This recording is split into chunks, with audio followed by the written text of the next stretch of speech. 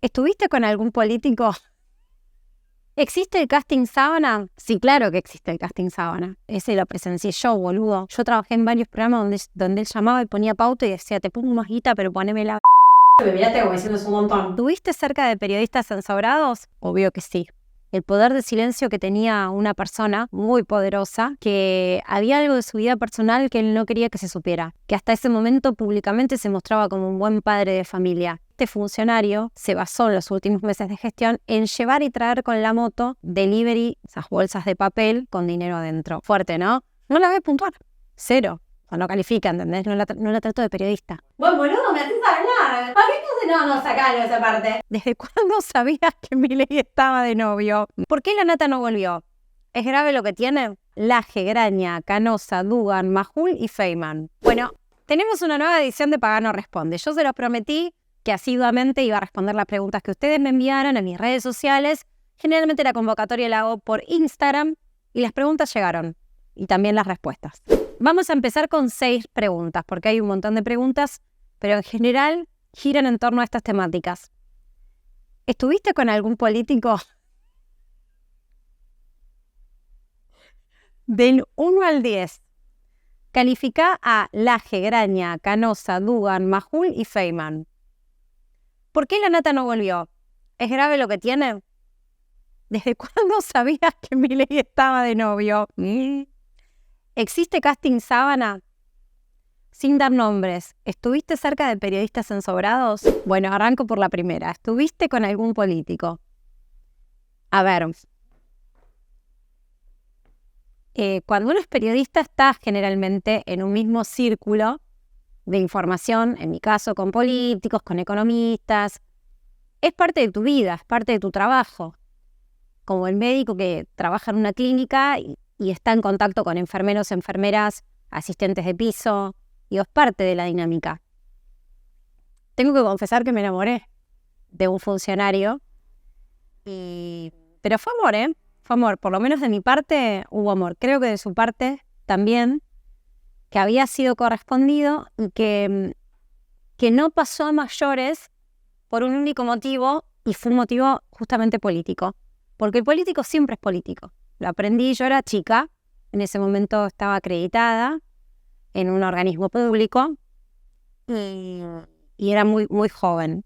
Y aprendí que el político nunca deja de ser político, incluso por encima de sus sentimientos, si es que los tiene. Yo creo que él tenía sentimientos para conmigo que eran correspondidos, pero el hecho de que yo estuviese trabajando en un medio que estaba en guerra total con el gobierno al cual él estaba representando, para el cual estaba trabajando, hizo que él decidiera mantener la investidura, e incluso cuando se fue de la gestión, decidió no blanquear nunca una relación conmigo. Y obviamente eso a mí me rompió el corazón porque, digamos, para mí era un trabajo. Yo no veía en la ideología un problema para que 2 personas estuvieran juntas, pero evidentemente él sí, y eligió la política.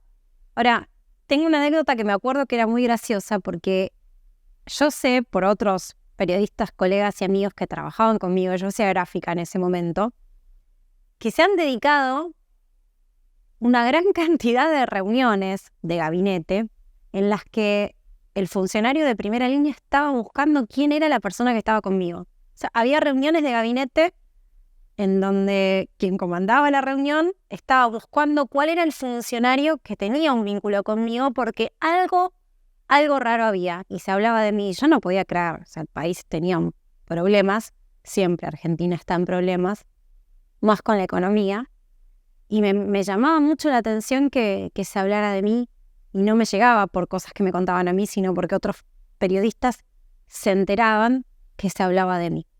Así que nada, situaciones bizarras de la política argentina. Pregunta 2. Del 1 al 10, ¿cómo calificás a Laje? 10 total. Antonio fue una persona que a mí me enseñó un montón. Yo trabajé con él. Muchas de las cosas que yo hice en televisión las aprendí al lado de él. Y además es un tipo con el que yo realmente sentí que laburaba de igual a igual en un montón de cosas. Me dio oportunidades en donde otros no me dieron.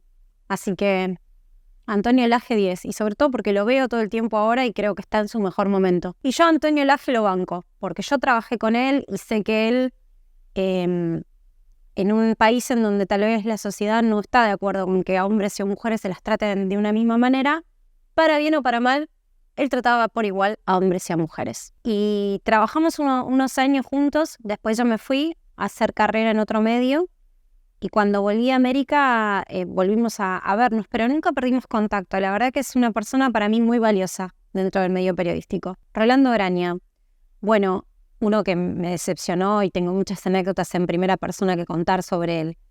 Así que, bueno, entiendo que me pregunten por él porque mi historia reciente me lleva a él. Yo creo que lo peor que puede tener un periodista es olvidarse de que lo llevó al lugar en el que está es el periodismo y no otro motor, y no otro motivo. Y a mí lo que me sorprendió de él es que sea el instrumento de la censura, que sea uno de los grandes censuradores del periodismo argentino. Así que, si tengo que hablar de periodista, tengo que decir que cero, de periodista nada. Viviana Canosa. Bueno, yo con Vivi tengo sentimientos encontrados. Primero porque la verdad es que cuando tuve la posibilidad de compartir espacio dentro de un mismo canal con ella, no porque trabajáramos juntas, sino porque nuestros programas iban pegados, yo veía que era una mujer que trabajaba, que llegaba temprano, que estaba en los detalles de su programa, que era productora de su propio programa. Y me acuerdo de haberla agarrado en alguno de los pasillos del canal para decirle justamente eso, que yo admiraba que ella estaba en todo, que teniendo tantos años de carrera no dejaba de estar en el detalle, de ser la primera de su producción que llegaba al canal y la última en irse. Ahora, claramente hubo un cambio en ella y no sé qué es lo que la motivó, que tiene que ver con la pelea con Javier Milei. Una pelea que no sé por qué razón, es una pelea en donde evidentemente es una pelea de uno. Yo le pregunté a Javier en un reportaje qué estaba pasando con Viviana Canosa. Él me dijo que me definió la situación de esta manera. Él dijo, Viviana sabe que todo lo que dice al aire es mentira. Aún así lo dice. Entonces, desde ese lugar, lo único que puedo decir es que mucho de lo que ella hace, e hizo este año, evidentemente, desde que Javier Milei es candidato, y ella se dedicó a esmerilar su figura y la figura de muchos dentro del espacio de La Libertad Avanza, evidentemente tienen algo personal. Y eso no tiene que ver con el periodismo. Entonces, yo estoy calificando el trabajo de un periodista desde mi humilde mirada, pero la realidad es que yo no puedo calificar algo que tiene que ver con lo personal, porque eso no es periodismo.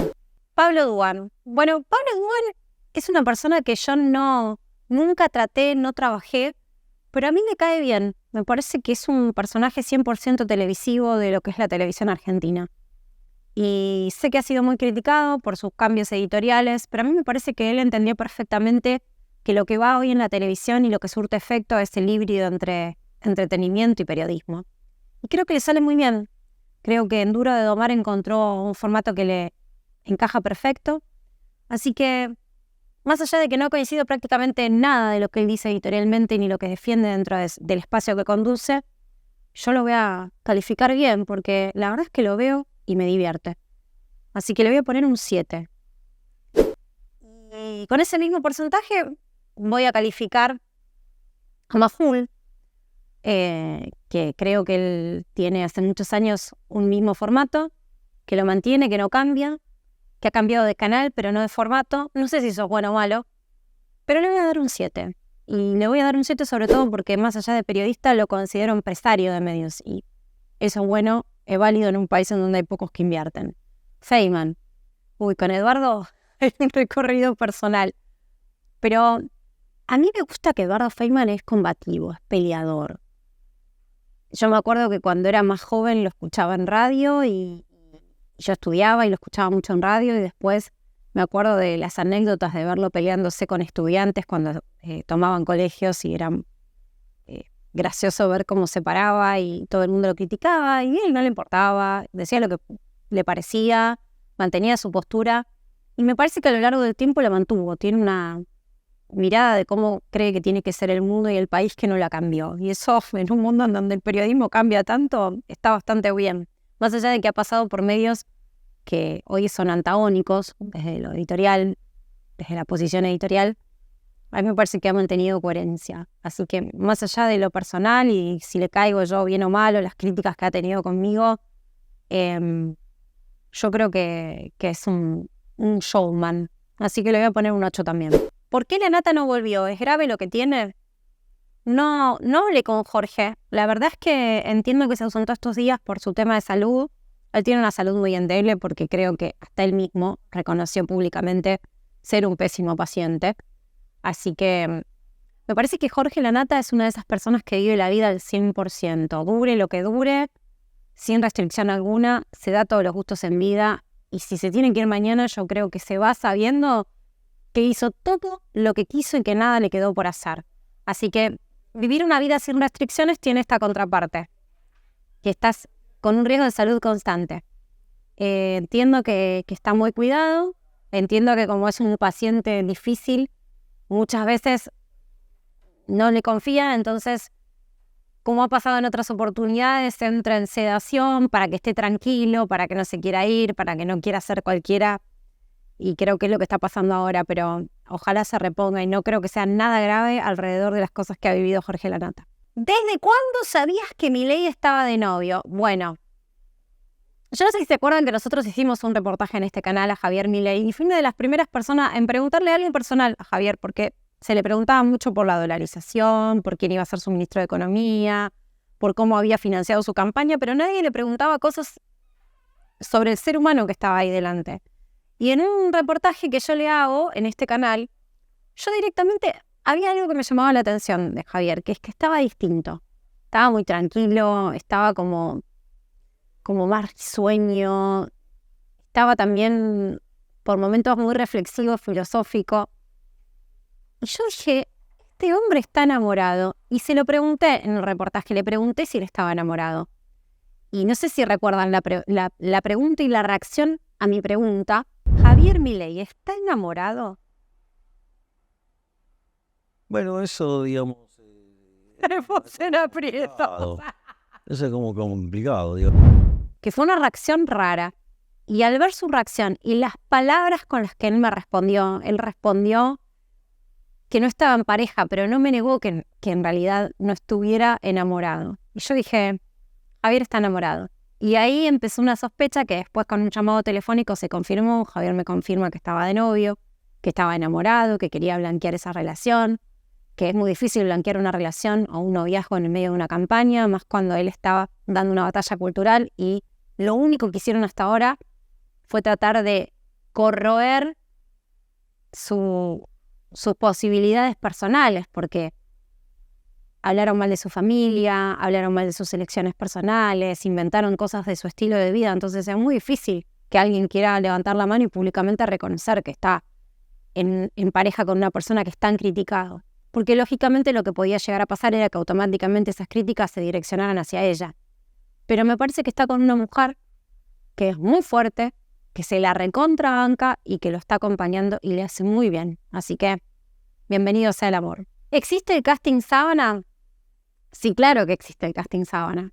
Existe el casting sábana y también existe la mujer o el hombre que se presta a la sábana para poder escalar en un lugar dentro de la televisión sobre todo, o dentro de los medios, o tener un lugar porque no lo tenía.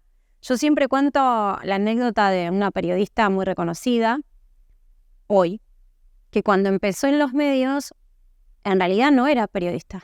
No tenía prácticamente ningún paso por ningún medio más que por situaciones de desfilar o de hacer presencias. Y se convirtió en una periodista reconocida. Y lo hizo a costa de que la pareja de ella llamaba constantemente y llamó y pidió muchos favores para que ella tuviese un espacio en los medios. Y un hombre muy poderoso. Ese lo presencié yo, boludo. Yo trabajé en varios programas donde él llamaba y ponía pauta y decía, te pongo más guita, pero poneme la...